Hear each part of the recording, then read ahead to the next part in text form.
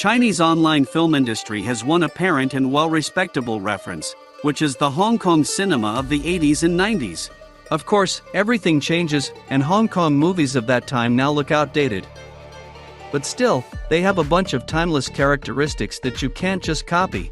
You need to spend years learning to shoot, edit, choreograph action scenes, and tell stories like they did back then.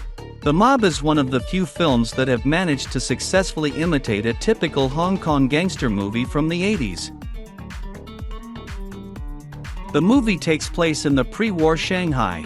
The city is run by a council of local gangsters headed by a stern, yet fair Zhou Mingyu. He forbids his subordinates to sell opium that is imported by the English to China.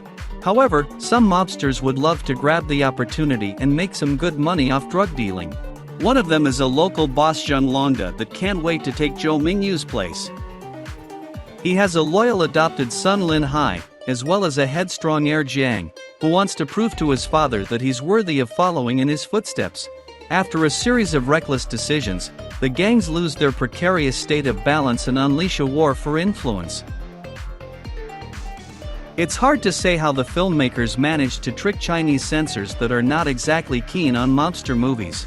We have one theory, though. The end credits say that Zhou Feng, the son of Zhou Mingyu, will play a significant role in fighting Japanese invaders. This might have gotten the movie a green light. No, it's not what you think it is. We're not romanticizing gangsters, we're making a movie about the formation of a true patriot. The Mob is a Hong Kong gangster film that looks like it was made 35 years ago. Mobsters are divided into good and bad just because some of them are against drug dealing, while others are for it. The police are drowning in corruption.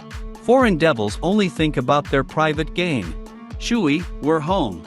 If you pretend that the three protagonists are played by Chow Yun-fat, Andy Lau, and Alex Mann, the movie becomes a delight to watch, because everything in it is so familiar and predictable.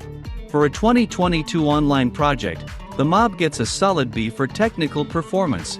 It's nothing extraordinary, and yet it's enjoyable to watch. Fight choreography is at good level.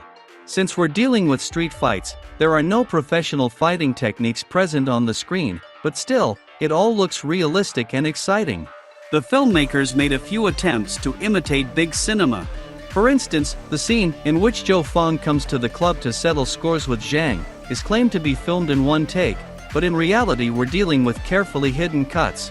Another big cinema moment takes place in the beginning, when minor street gangs, in the middle of their local conflict, are literally swept away by an army of the film's protagonists.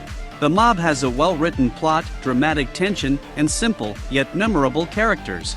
And even though 100+ minutes is too long for a film like that, you don't have the slightest intention to nitpick here. Hats off to the filmmakers for trying.